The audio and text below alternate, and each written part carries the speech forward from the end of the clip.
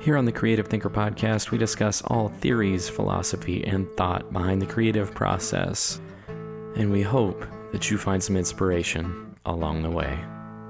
Hello and welcome to the Creative Thinker Podcast. Wherever you're listening in this entire globe, we sure are happy you're with us. My name is Henry Moon, and I'll be your host, and I'm joined by Michael Vasquez. It sure is good to be together once again in May 2023. Today, we're going to be talking to you about giving personality to your world and what that means. So we're going to take a deep dive into making your entire world and all of your creation interesting and fun. I think one notable moment, just to give you a little more point of reference of what we're going to be talking about, is Star Wars, the band in the cantina right before we meet Han Solo. People probably remember that song more than they remember that movie. They know Star Wars as soon as they hear it. Da, da, da, da, da, da, da, da, da, da. Anyway, so giving your world zest and appeal like that, things that are in the moments between that make your world really rich and make people want to keep coming back to it. So that's what we're talking about, is as we break apart this idea of creativity, as we just last week talked about giving your world a lot of structure with an outline. This is sort of the opposite to that, where we're talking about the moments in between, and we're talking about how to build out your world and make it feel rich and alive and zesty. I just love that word. Ooh, zesty. Little zesty. So how do you make your world zesty, Michael? How do you give personality to your world? You've created so many, where you've written a bunch, you've D&D'd a bunch, you've been characters, you've done character work, you've done writing work. How do you address the moment between? I think really it just comes down to making your world fun and being fun with it, and not being so serious about things, but also like having that seriousness like still be in the background, and juxtaposing seriousness with funny situations. So giving personality to the NPCs that NPCs would have, or people in your life would have. Funny voices is a big one. I like to do voices whenever I can when we play D&D. And I think that just really brings like an element to your story. Right. Everyone's got kind of their own little tick. Everyone's got their own thing that they do. Whether or not you know what your thing is, you probably have something. And I know that people have something because, and it's not really a nice way to do it, but you know, when you grow up in a household of brothers, you make fun of each other a lot. You make fun of, you kind of not mock people, but you imitate other people. You imitate the funny things. You retell stories. And when you're retelling those things, typically you go into like a voice, or like a cadence, or some type of quirk that the person you're trying to imitate does. And we unconsciously do that, and we start imitating their personality. And I just give some type of imitation that I've seen in the world to an NPC. And one of the things that we were talking about is I ran a Star Wars one shot for everyone, and I took a voice from Borderlands. I think it's like 2 or 3, and the video game. And there is this person who's got this high pitched kind of like country voice, and I have to take the tagline, you don't see that in your nature documentaries, right? And so I kept this voice as the contact on the planet. And as soon as I started talking like this, I went, hey, y'all. And then you turn straight to me as your Star Wars character, and you go, Tini. And it just like, we all died laughing, right? It was just this weird kind of went downhill from there. Yeah. It was this weird like personality, this weird voice, right, that I gave it, but it gave personality like right away to where y'all are at, and allowed everybody to sort of just jump in and feel comfortable. Yeah, for sure. So that's one way that I like to do it, especially with my NPCs that I create, is what is their weird thing? You know, like I said, everyone's got it. Whether or not you know what your quirk is, you got something. Yeah, I think like not only you do a good job at like NPCs that are fun in whatever way. Like so sometimes it's like that's what we look forward to in the sessions. It's like we're going to run into somebody random and they'll be entertaining, and that's even though we have this rich story that you built over the course of 3 years, it's like we still are looking forward to like the bit players, the people who come and go, the moments between that we can have fun with. Yeah. And I think that's a really cool element of story that shows people's humanity. I was at a script reading at Austin Film Festival one time, and there was a Yaqui, I believe is how you say his name, is like a legally one name guy. And he's got a lot of really cool independent films that he's done over the years. And he was working on a script and having a reading for his own writing process. He was having a script reading there. So I went there, I was in the audience. And it was a script about like the life of someone who's been human trafficked. Mm-hmm. And it was just brutal. I mean, it's like moment after moment of just this horrible life. And documentary wise, is that probably true? Yes. Mm-hmm. However, in those circles of people, they're still human beings, and they're still trying to have fun. They're still trying to scrape together the best, happiest life they can have. And so even people who are in the worst imaginable circumstances have fun if they can, right? And so there will still be a kind word. There will still be a joke to make people laugh. It's like there's always going to be caretaking people that try to bring light to the situation and try to bring fun to the situation. And so even like the younger people, one of the characters, I think it was like 12, is like younger people are going to try to find ways to play. Yeah. And all of those things in the context of a story are totally devastating, but it still allows you that moment of reprieve that makes them feel human. And he even made the same comment afterwards. It's like, yeah, that's what I feel like is missing. But anyway, it's just, those are the moments in between. That's what you look forward to. That's what you remember the most, because that gives you the fullest idea of who a person is, I think. In our daily lives, I feel like you see somebody across from you, you work with somebody, it's like you're getting their professional persona, and you're not really getting a whole 100% them. But if you've worked 7 days side by side, and then you're in the 10th hour of your 7th day or whatever, like you go through something with that person that is more intense and more difficult, and they're worn out and they're just in front of you, and you can see that they're just as tired and run down as you are, and they make some joke about whatever it happens to be, that humanizes them to you. And it means a lot more than that one statement. It's like, hey, I'm here struggling with you. You and I are still good. We've still got this. And I see you just like you see me, right? I mean, there's so much subtext to those moments. And those are the kind of moments that give your world personality and give your world something for people to attach themselves to, as well as, little communities you can bounce off of. We were talking about Star Wars earlier, like the pod racing sequence. Yeah, that was like, it's cool. It's not a huge part of the movie or the plot line. I mean, it is and it isn't, but it's like it takes up a lot of screen time, and there's a lot of characters. Yeah, and it's like it's a really well thought out, like in terms of just the amount of factions at play on Tatooine, right?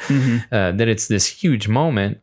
But it's not that big to the overarching plot of Star Wars. Right. You almost never see it happen again. Yeah, you never do. It's just in that movie. Even in more recent... there's a race on Han Solo when he's running from, Yeah. Like there are races in Star Wars. I think in one of the most recent Mandalorian chases, I guess. That was a chase, but in Mandalorian season 3, I think, they kind of do a pan of Tatooine, and you see like speeder races, but it's not pod racing. They're speeders. So it's like, well, come on, like show some pod racing. But No, it was such a big moment. And we talked about like, what better way to prove that this small moment gave personality to the world than making a game of it. And so we were talking about the Star Wars pod racing game, because I think it's called Star Wars Racers. It was free on Xbox. So I downloaded it and started playing it as an adult, and I am much better as an adult playing it than as a kid on the 64. And I had a lot of fun with it. And it gave personality. It gave me like, oh man, here are the races. I'm racing against these other characters that I saw in the Star Wars movie. And like I said, there's a line where Watto, the slave owner of Anakin, is like, da da da da da da da da da da. And it's like, okay, you don't get that anymore. Like you don't get, characters in a movie doing random voice lines in a video game. Maybe, I don't know. Maybe I don't play all the video games right now, but I haven't seen that or heard of that in a long time. And it just really brought like life to Star Wars. Like Star Wars has, or at least, that game brought more depth to the pod racing. You can, learn some of the characters' names through that. What was it? There's Sebulba, obviously, and Ben Quadraneros. And then there's a couple all of them. Like, if I were to see the names, I'd be like, oh yeah. But I know what their races look like. I've been racing against them. Exactly. And there's so many cool things like that in Star Wars, like the Bounty Hunter game. There's the Republic Commando game, 100%. The Starfighter game, and it's like there's all these like little elements to the story that are bit players in the movies that they turn into entire, plot lines and games. And I think that you can translate that as, giving your personality to your world, whatever your world is, whatever storyline that you're going through. Now, how do we transcribe all the stuff that we talked about Star Wars to like your own world? How I've done that in my world is I've run sessions, D&D sessions in the same continent, but like in different areas with different groups, with different timelines. And so it's like, I'm starting to create this history of the world by deep diving into certain other elements of the world. And it makes the world feel more alive. I think that's one of the things you say a lot is my world feels alive because I have things that happened 5 years ago in y'all's current campaign that is if you go to that part of the world, there's going to be an element of this war-torn community that had to overcome something, but at a great cost. If you go to another area of the world, it's this completely different setting, but there's lore, there's history there because my characters gave it lore and history. And I think that's an interesting part. Something that I've attempted to do is write in my D&D world, just like a short story. So then I can give either a character more depth, I can give an area more lore and history, or I can just give personality to an area. And I think that by doing that, I have helped my improv that I can start thinking about those things when I start seeing other NPCs. I'm like, oh, this is probably their history. This is probably how they grew up. This is probably like what happened and what's their weird quirk. I always go to that weird quirk because I think that really gives your NPCs a lot of personality. Because whenever someone just doesn't have anything and is just completely neutral, they're not memorable. And you want memorable things so that people will come back.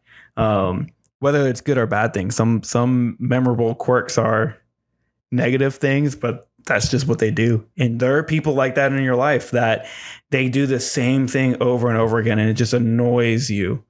But take that into your NPC, and that can be something that's giving personality, just maybe not in like the fun, joking way, but like in that cringy, relatable way to your main character.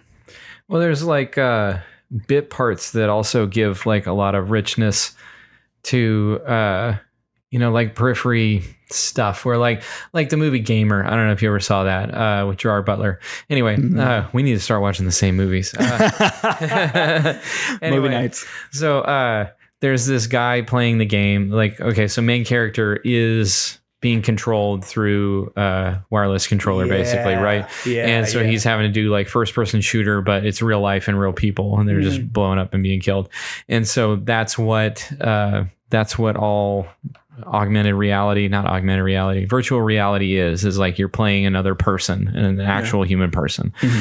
And so there's this one guy that we see as controlling one of the main characters, and he's just greased up and like shirtless, and just this huge guy that never moves, and they like are painstakingly like, you know, eating food and pouring syrup on himself and stuff. And it's just nasty. Mm-hmm. And even that's super memorable. I haven't seen that movie in probably 2 years, and I still remember that character. Mm-hmm. And that still is a great example of what it must take on a, you know, spiritual, emotional level to be able to, in good conscience, enter a world, quote unquote, where you are controlling another human being and making them do things for your benefit, right? That is the physical emotion of what it must be to treat people that way. Mm-hmm. And that's just a bit part. That's a throwaway. It could have been anyone. Could have been anyone. But they used it and made it a part of the story and made it a narrative part of the story. And that is so cool. And I didn't really realize until we started talking about this episode how that is like my favorite thing about fiction in general, is like the little pieces, you know, the little nuggets that are sort of thrown in and thrown away. Mm-hmm. That's what really excites me about story. It's one of my favorite things. Yeah. No, I absolutely love just the process of adding personality. And I think I know one of the things that we talked about when we talked about this topic a couple of weeks ago was just making it feel like a living, breathing world. And I think that's what part of your world building needs to be whenever you are world building, and whenever you go through the outline, there should be elements of like, what is the culture? What is the thing that separates this culture from another culture that maybe will cause conflict, maybe will help coincide with each other. That's not the right word, but you know, they go well with each other. What is something to like make your world feel alive? Our world is constantly moving, right? Like you have a lot of projects that you're working on, and it's nice every time we get together, it's like, oh, this is what you're working on. Okay, this is what I'm working on. And, you know, we get to talk like it's a real world, right? We're working on things together. When I go into work, you know, the life goes on, life continues to move. The cycle of warehouse continues to move, and I go in, it's like, oh, okay, well, I guess this is how it is going to be today, but it continues to move and it makes it feel more real. And that's what you do with your story. Like, try and have other elements. It's kind of like a puppeteer where you're having a lot of different things going on. You're even using your fingers to move different elements of the body. That's what your story is, right? You know, different elements, they all add together to make your story feel alive. It's kind of a hard process. It takes practice, but once you get it, and like once you can get that kind of roll going of like, oh, this will be interesting. How do I add this in the background? I think we talked about in the last episode maybe how like you like to drop hints on certain things. That's part of giving personality to the world, because then later you can look back at it and be like, oh, you were dropping those hints. Oh my gosh, now I'm putting all everything we've done, it all is coming together now. Yeah, I think what's really, if you're looking for how your story makes sense in context with other parts of your story, first of all, I think Walking Dead did this amazingly for the first 4 seasons, and definitely in the comics. The Walking Dead group of people interacted with a lot of different groups, and it was like, how does everyone mix in? And so you would have characters like, you know, characters would meet somebody, and then you'd see them sort of filter through one at a time, and you'd see what their motivations were going to be and what they got out of the relationship, what they didn't, you know. And it was different for each person. And that's what I thought was cool. That's the first time I've seen in a story where it was like, we have an ensemble cast and they all react to someone differently. You know, it's such a cool thing where it's like, yeah, that's exactly what you do as a human being. And that's so much work, but it's like, if you do your character work well and detailed, then you can really get a lot of good mileage out of characters meeting each other, because talking about context is like, you're different around every other person. And one thing that I think helps me when I'm thinking of a character, so let's say you have like an adult white American man and you have a picture of like the Color Fest in India, and you put that guy in that picture, he's going to look out of place. Yeah. Yeah. You know, and vice versa, right? And so it's if you can understand that cultures make a huge difference on how people emote, and not only cultures but festivities, like whether you're at a town festival or whether you're at the festival of color, you know, it's going to be way different. Everything is way different. The culture is way different. The people are way different. The enthusiasm level, what drinks are on hand, what is socially acceptable, all of that stuff makes everyone there behave completely differently. And go ahead. Sorry. That's such a cool thing. Yeah, it's absolutely cool. And I think that's something that I haven't done as well in the past, but I want to do more in my writing, is have those type of holidays, right? Every culture has some type of holiday. Every culture has some type of coming of age. And what does that mean? And what does, going from a child to a young boy look like? And a young boy to a young man, and a young man to the older man. And, what is that? What are those trials, tribulations that help you elevate to that next level? How do you become like the village elder, and like what trials did you have to overcome? And I think that's very interesting to add, especially like in a fantasy world. There are trials. Star Wars, going back to it, you look at the Jedis, they have to pass trials to become a Jedi Knight. And then once they become a Jedi Knight, for them to gain the rank of Master, which I didn't know this until very recently, to gain the rank of Master, they have to train a Padawan through the Jedi trials, and they have to train a Padawan to become a Jedi Knight. Why Anakin wasn't given the rank of Master was because his apprentice left the Jedi Order before she became a Jedi Knight, so he wasn't eligible to become a Master. Dropping facts that I just learned last week. But those were like certain trials to hit like the next stage of life, because as a Jedi Knight, you have a lot more freedom. You don't have your master always there. And then in your fantasy world, like what does that look like? What does that look like? Is there like one trial for everybody? Is there like a trial for like male, female? Is there a trial for different species? What is the trial for different species? Do you have different species in your world? I know, talking about my story, it's going to be mainly like a human stereotypical fantasy, a couple different monster races. But I want to go into like what their coming of age trials are, because I think that is really important as you grow up, that you hit those milestones and it has some type of meaning to your life. You have something to like look towards to achieve. That, those coming of age milestones plus festivals and holidays and celebration days. And, if you're creating a fantasy setting, like I was creating my own set of deities for this sect of people so that they have their own gods that they worship. And it's very like nature like. So like there's the god of the sun, there's a god of the moon, there's a god of the rain, harvesting, fertility, the hunt. And so those gods are going to be a part of the story, but to everyone else in the story, it's going to be like, dude, who cares? Like they have their own religion or whatever it is, So I think that gives a lot of personality to the world. Yeah, that's kind of my brainstorming of like I'm starting to add this in finally, and it makes me excited.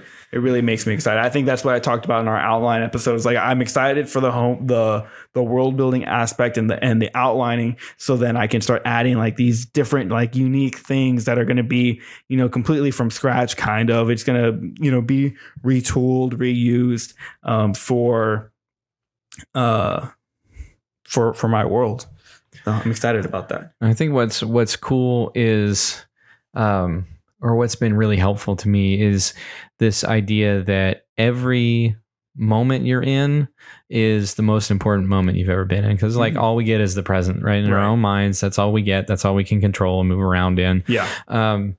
And that's true of every single one of your characters. And so the idea that something important is always going on for the people that your character is running into is a really good way to look at it, because like, I don't know, like every movie has the annoyed receptionist. Yeah. Not because they're so incredibly common, but because when someone meets the face of the company and they don't even look up, they don't even talk to them, it's like, well, this whole process can't work, right? Like I can't get in through the door, but there is something more important on that person's phone or something more important on their mind. And that is what they're going to focus all their attention on. And I think that that is such a cool thing, because once you've described a character, once you sort of understand more or less what their motivations are, then you can start to actually see the world and the actions in the world through their eyes. So it's not like, okay, there is a miner and there is a CEO above ground, and they both see the same collapse and they have the same reaction. They're both like, whoa, that shouldn't have happened.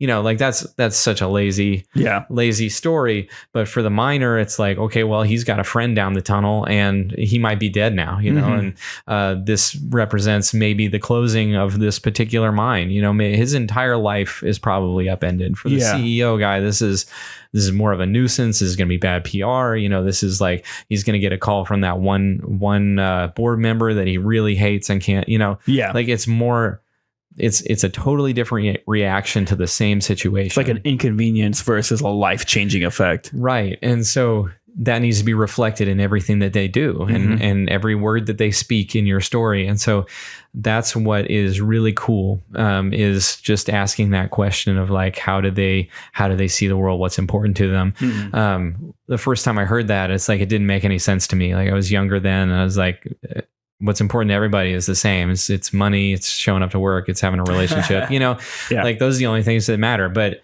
it's not. There's so much nuance in what people care about.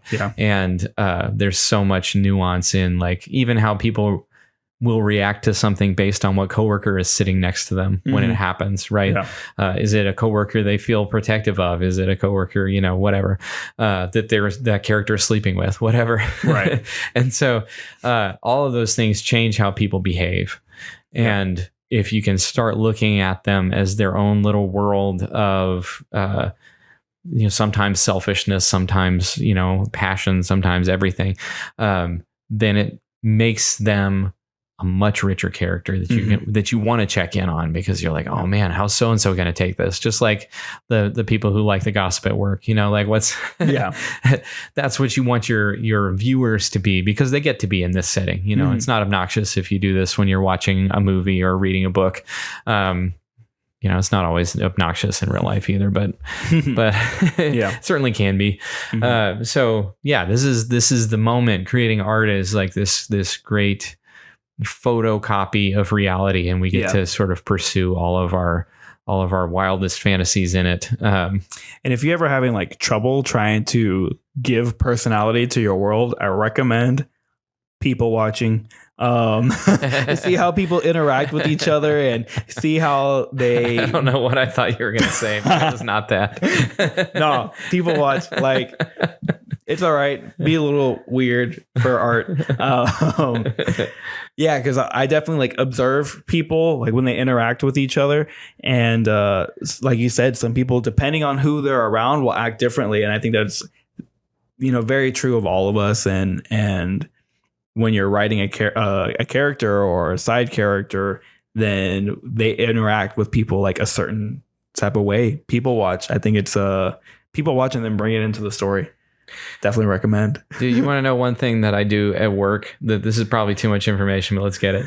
So listen to people's conversations. When I'm trying to, like, if I'm at a new place of business and I'm trying to figure out who's going to be there long term, because then that matters where your efforts are. I mean, to some degree, like, you want to do a good job regardless, but at a certain point, it's like you want the consistent people who are going to be good at their job to have a positive opinion of you, for better or for worse. That's the way the game works. And so for me, anytime I'm at a new place, if there is a woman that is done up and wearing tight clothes that walks through the group, I watch all the guys. And whoever does not turn, I know is going to be there long term.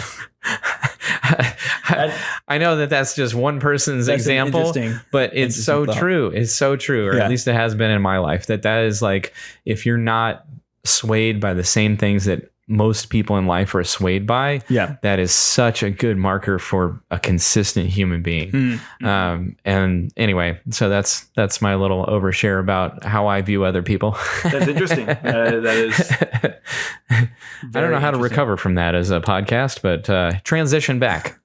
Yeah, I think you can, like, I mean, that's the same with just like any type of, like maybe Vice, if we're being a little Vice. There we go. Judgy, a little judgy. Right? I mean, no, like, obviously, to each their own. But if anything that is going to distract you from your goal in life is going to slow you down, and if it slows you down, then it might have the chance to derail you. I think that's where I was heading towards, is like, you know, a lot of people have that kind of like laser focus, and if they're easily pulled off the path, which again, people are, put it in your story, because that is real human interaction.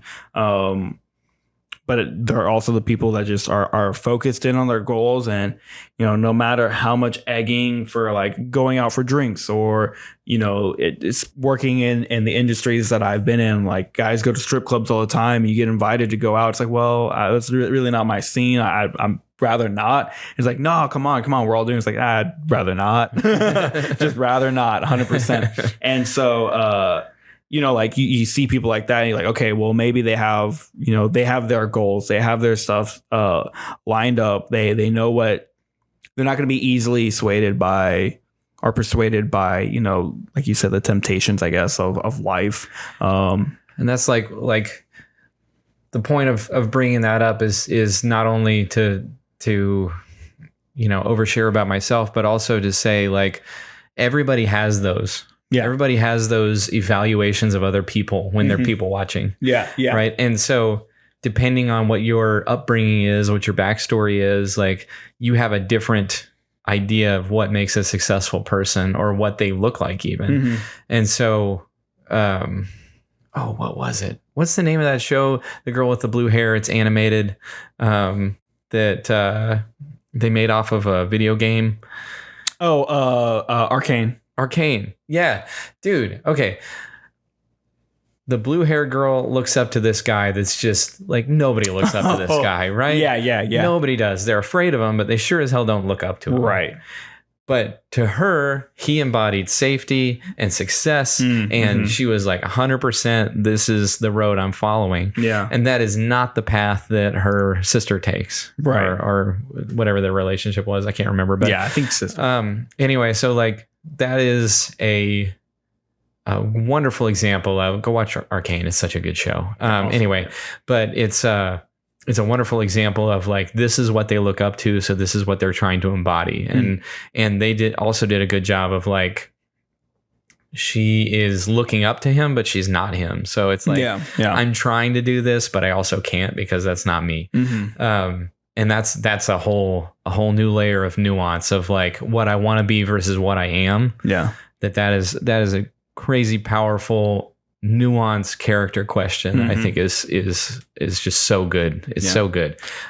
Makes really rich characters. Yeah, absolutely. And really rich. It doesn't even have to be your main character. It could be your side character. It could be just a random, like, interesting NPC, especially like if you're playing, you know, D&D, something like that happens, and you as you describe it, you know, you say, like, you know, they're all going this way and this one person is going to stay here, and you leave it up to people if they're going to, you know, head towards that direction or talk to that NPC, you know. So there's a lot of different ways that you can, like, retool that for, like I said, main character, NPC, side character, rando in the corner that never gets brought up, or but you put it in because that was, you know, you have your own story for that person, but it's not a part of the main story right now.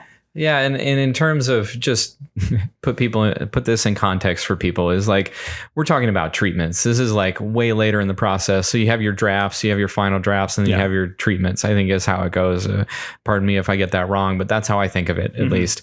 And so we're talking about at the treatment stage where it's like towards the end of the process is when you start adding in the personality and adding and making sure all the little beats in your story have something that's very specific and eye-catching and fun, is going to be later, right? You don't want to bog yourself down, especially early in the process, making sure that every single character in the entire story has a backstory page. Right.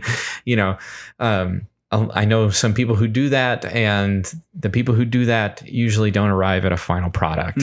And I've been guilty of that before. I'm sure all of us have, but all I'm saying is like you overwhelm yourself if you do it too early in the process. And that's what we were talking about last week with the outlining, is like you want to keep building on that foundation. And every time you put eyes on that outline, you're going to want to add some more information and a little bit more nuance and a little bit more connecting point A to point Z. You're going to be adding in those little like ligaments and small parts to draw everything together. And then once everything is drawn together, it starts to take a shape of its own, and it becomes like this thing where there is like a moral element to the story. There is an overarching lesson to the story. So it's like, what's at war and what needs to be resolved and all this stuff. These bigger ideas start to emerge and come into your awareness. And once they do, it's about shaping them and chiseling away to make sure that it becomes as much what it is as it can. Yeah. So like we just finished a CD, and the Molly Moon Band. We just finished the CD. We're waiting for the masters to then put it out on Spotify. But anyway, so like there's drum beats in there and stuff that were a little bit obnoxious, so we had to carve those away. It's like, not that they were obnoxious, but that they overemphasized a point of the song that they weren't supposed to emphasize, right? Emotionally, as the lyrics of the song, right, were not supposed to be emphasized. And so it was like took away from the theatrical elements in the song because there was too much like ear-grabbing content in one part of the song. So we removed it. When we heard the first version of the song, it sounded great, but once all of the pieces, all of the instruments, all of the final touches were being added, and we got that first or second final draft, then it became apparent that it was pulling away from the overarching theme of the song. And you just can't see that early on. And so if you're hearing this and you're like, I'm getting overwhelmed versus I'm getting inspired, then just know that it's later in the process and give yourself a little bit of grace and a bit of a break. Yeah. Yeah. And I think taking a break helps you take a step back and look at your final product. Whenever I'm making displays, one of the lessons that I've learned from my manager is take a step back. If you're having trouble with it, you're having trouble with because like you got to get the spacing right, you got to get the striping right, you got to get the shelf in the middle right. He's like, take a step back and look at what you're doing and reevaluate. And you can absolutely do that with your world. It's a good life lesson to walk back and reevaluate. Yeah, for sure. I think that's a good time to talk about what is inspiring you this week. So what is on the inspiration table for you, Michael? So I said I started re-listening to Eragon, and I listened to the whole book. It's like 16 hours. And over the course of like 3 or 4 shifts, because I've been going in super early so I can keep my headphones in, ended up listening to all of it. And what inspired me was how much content I stole from my D&D world. and being like, oh, I forgot I did that, And I texted you. I was like, I totally didn't even click to me that for our D&D campaign, the city that you're from was a city in the book. Did not even recognize that because I left y'all's backstory up to y'all. And you said that. I was like, I got to write that down. Didn't realize it was from the same book. But it also in research for the outline, in research for a personality, and in just overall, instead of just taking in the content, I was trying to see like what the breakdown is, how do they do it, what are the issues I have with it, which I have one big issue with that series. But aside from that, the world building was really good. For a young author, he did one heck of a job. His whole life is based off of that now. I know, right?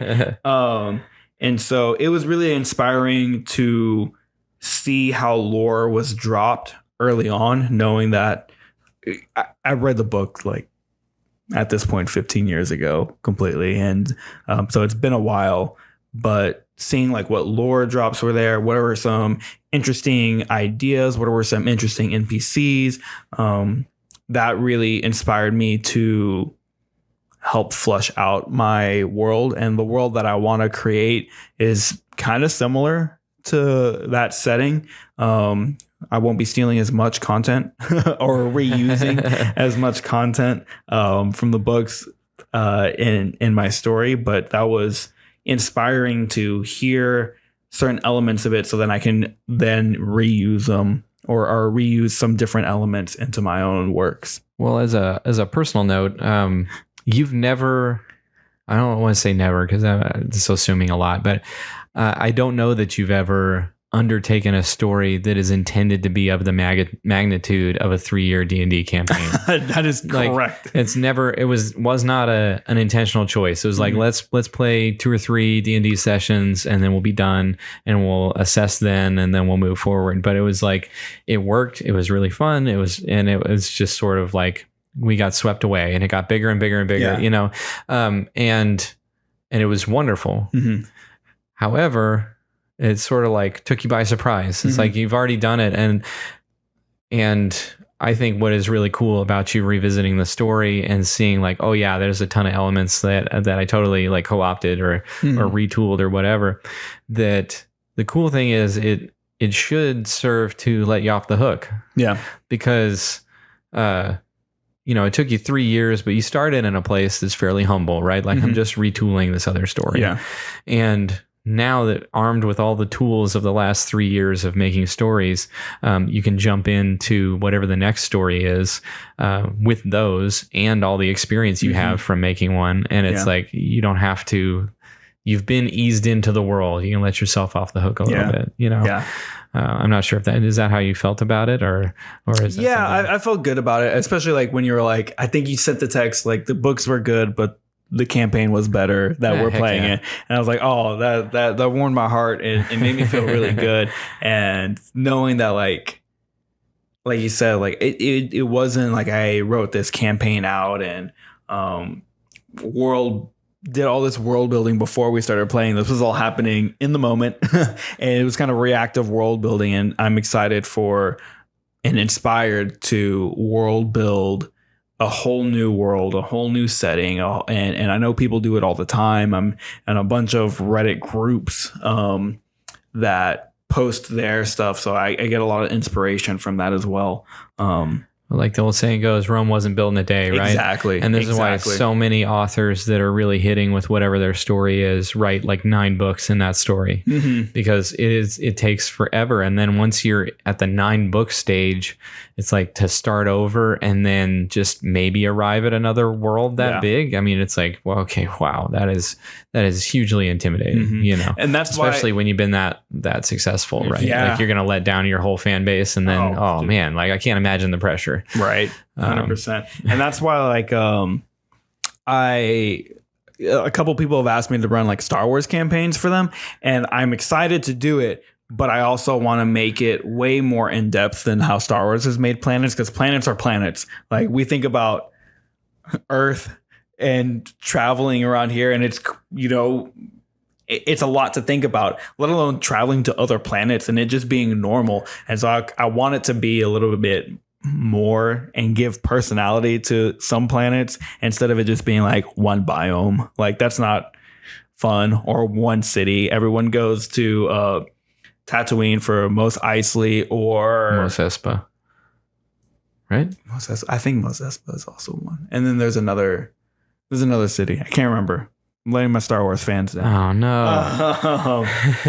But anyways, or Jabba's palace, and so like there's more than just that in your world. And so I'm excited to give my own spin whenever I do a Star Wars D&D game. But part of prepping for that is doing little one shots. So I've done one shots with Molly and Madison. I've done that big one shot that I did for y'all. So like that helps build like different elements of the galactic system. Nice. Well, and what has been inspiring you this week? Well, I've got a bit of a. Let's get real for a minute. That things have been rocky lately in my personal life, and like it just makes you think a lot. Like we talk about things theoretically on the podcast a lot, just like different struggles you're going through, different people to look for help, and like here's some tools to make things better. But it never really eliminates the struggle. And I'd say like right now, my inspiration is that my wife and I are still getting through the struggle. Yeah. It's like we're both hustling. It's been hard. And no matter what we've done to this point, it doesn't matter if we don't get through. And so we're hustling to get through. Right. Yep. And that's not a woe is me. It's just like, that's what's going on. And there's always, people always reach times in their lives when they're like, oh, I don't know how we're going to get through this. But time marches on, and you keep showing up with the effort, like that warrior mindset. Don't be a bitch. I've been playing through my head so many times. Yeah. Right. Same. And it's like you just got to keep going, and it's okay that it's messy. It's okay that it's not ideal. It's okay that maybe you aren't exactly where you were hoping you would be at this stage in your life. That is all okay. And not only is it okay, it's like you're doing yourself a service by showing, the people in your life that you're going to hustle hard when rubber hits the road, so to speak. And so that's what's been inspiring me, is knowing, I guess, getting a bigger perspective on what's possible and on what matters. And especially like, my wife is like, stay the course no matter what. She's just like undissuaded by anything around her. It's like when she sets a goal, it's the coolest thing. She's a very impressive person in that way, that it's like, I'm going to pursue this, and that's awesome. And so those are the things that are inspiring me. And I feel like that's what makes me want to create too. Like once you get something that's really impacts you at a deep level, it's like, I don't know, it's so cool. It makes you appreciative of like, like we had a band meeting a couple weeks ago that was awesome too. And it was like, we wrote like 3 songs or 4 songs or something like that, and span of 5 or 6 hours. And it was like, oh yeah, this is, this is what good is. Right. Yeah. And, I don't know, it makes you value the things around you. And so, struggle is temporary, and if you can comport yourself well, then you can reap the benefits later. And I just that's what's getting me excited. That's what's making me feel like the whole art thing is worth it. And so that's what I wanted to share today. That's good. It's good stuff. Let's bring it back up a skosh and get back to giving personality to your world.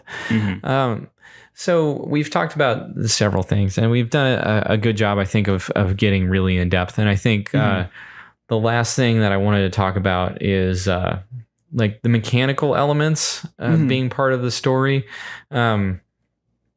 And that lends itself really easily to D&D. So that's where I'm going to jump in at.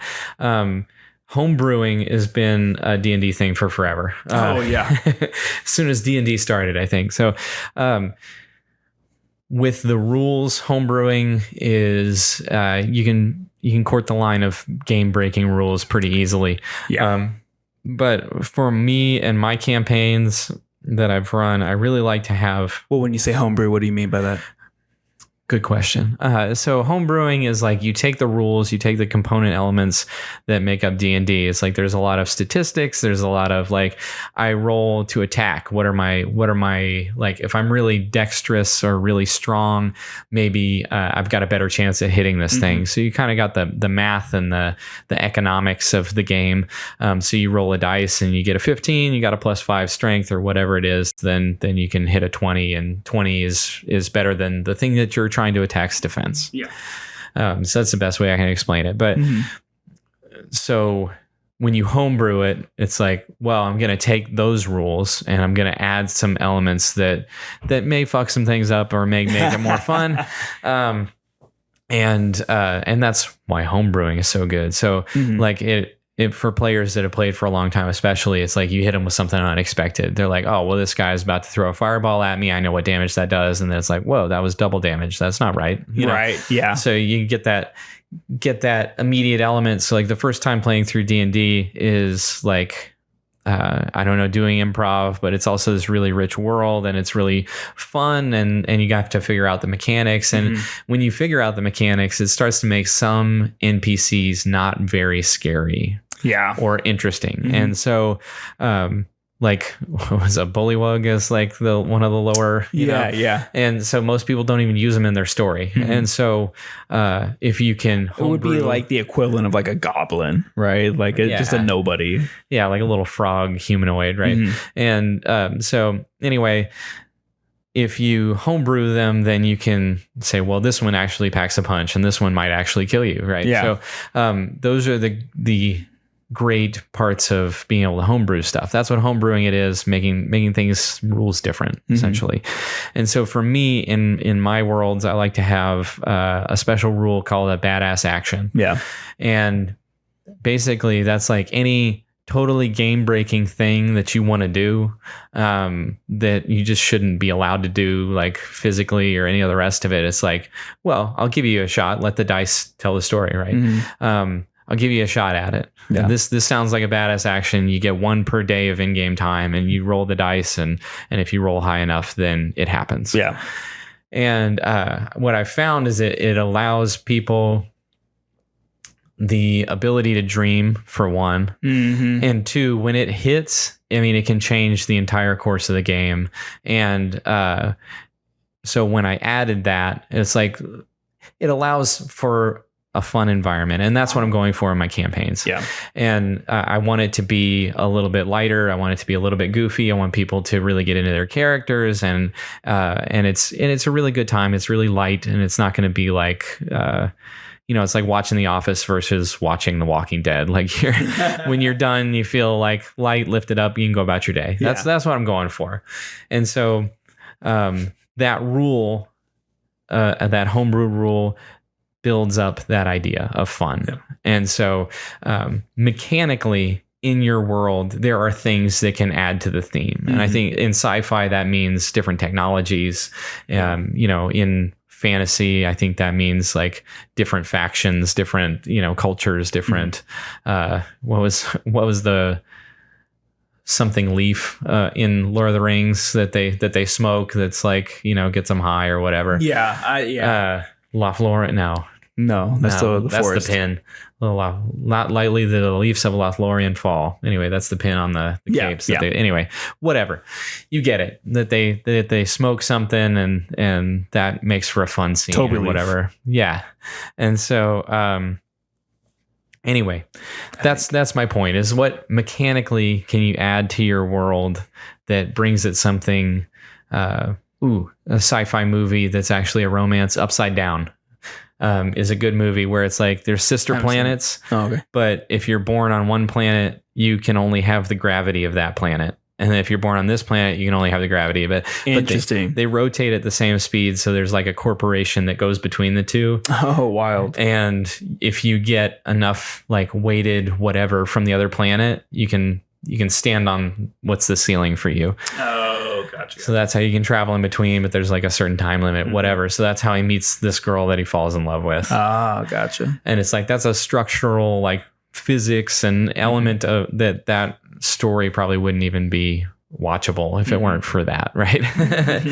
Yeah. And it's a really good movie. Check it out, Upside Down. Anyway, so that's what we're talking about. Mechanically, what do you do in your campaigns that make it mechanically fit your theme? Well, first, mechanically, like to give an enemy personality is I give them typically like some type of unique item or some type of legendary action, which is when they can go out of the turn order. Like in the last fight, I may have created a broken homebrewed set of weapons that downed a character pretty quickly, but given like I wanted it to also be a reward, had y'all, overcome the encounter instead of a TPK, like someone would have gotten some really dope homebrewed game breaking gauntlets potentially. So like that was like one element of personality because it was a weapon type that how many gauntlets have y'all gotten? Right? How many enemies have you seen use gauntlets and be successful? Not very many. It's typically swords, axes, bows, right? So I wanted to bring something completely different. This 3 years into the campaign, something completely different. And I think that struck the fear of God in y'all when I told her it was like, that's like 60 points of, I think it was cold damage plus necrotic or plus radiant or something like that. So it was like this weird combination of damage type and a high amount of damage. And the look on her face was like, oh crap, I made a mistake. It's like, yeah, you did, but also maybe me. Yeah, but it also adds this element of like, never stop looking around. Yeah. And that's another thing that happens in D&D almost inherently is like, we want to stay on task and we don't want to be careful. We just want to go in and destroy everything, and little elements like that, where it's like, oh, this person's wearing gloves, and I mentioned that, but nobody's really paying attention because they think they're invincible. And it's dropping those hints, right? I was like, you see that there's a glow, like it looks like there's runes on these gloves. One of the characters can read Infernal, so I was like, you can tell that it says Gauntlets of Niflheim on them. One of the charges or one of the gems in there is glowing, and as the fight continued, like another glow went off, and then more damage was getting done. And so like those are little hints that I dropped, but we chose fight. Yeah, you did.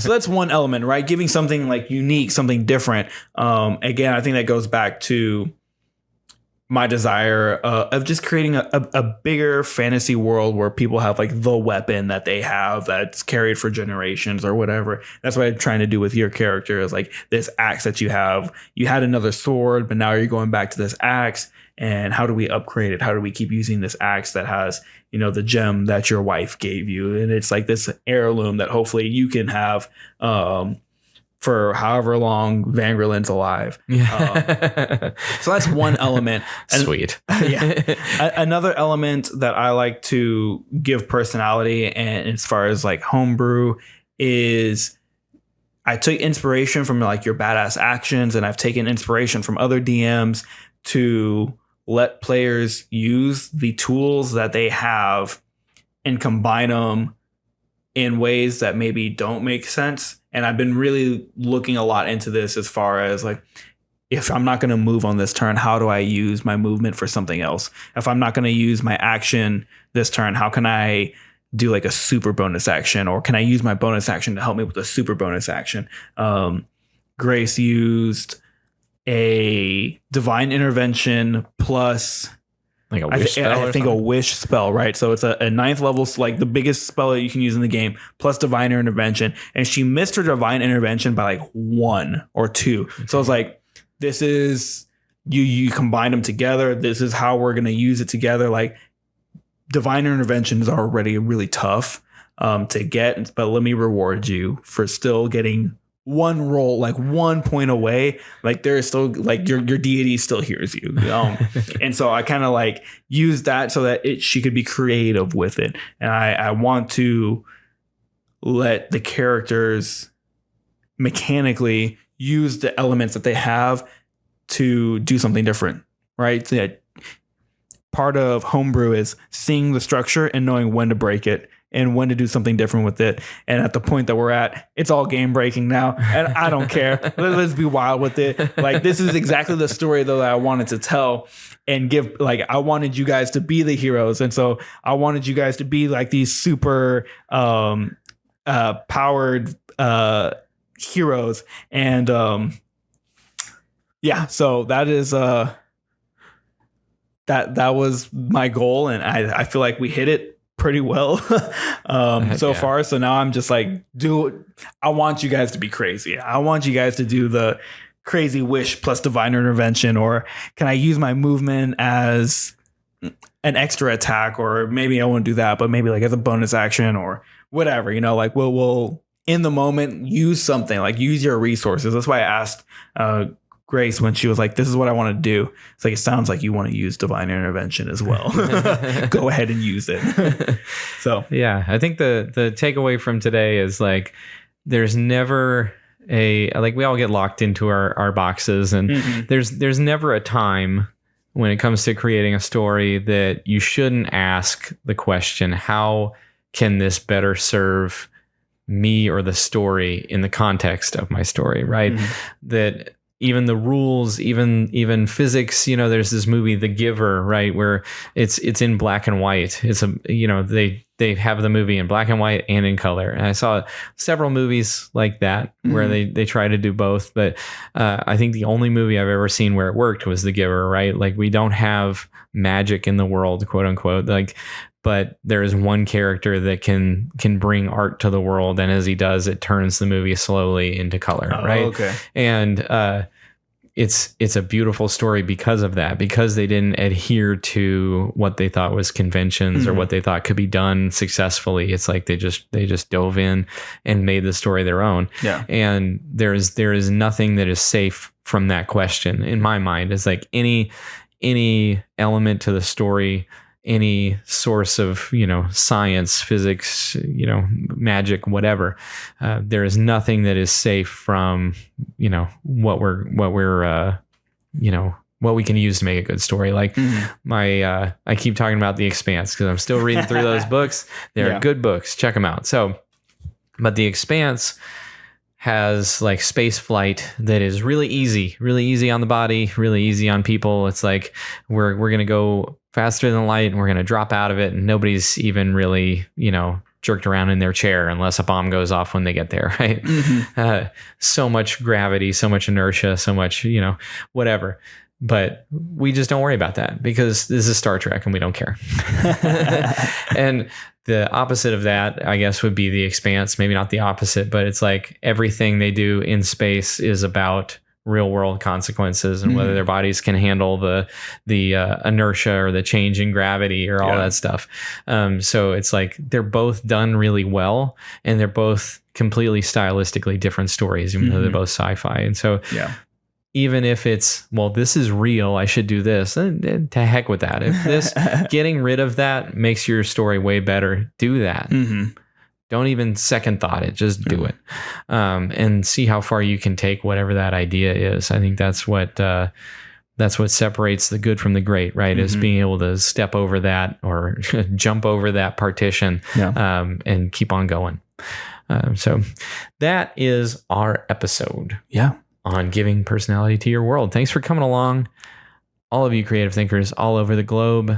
We hope you have a wonderful day. Take care. Bye-bye. Bye.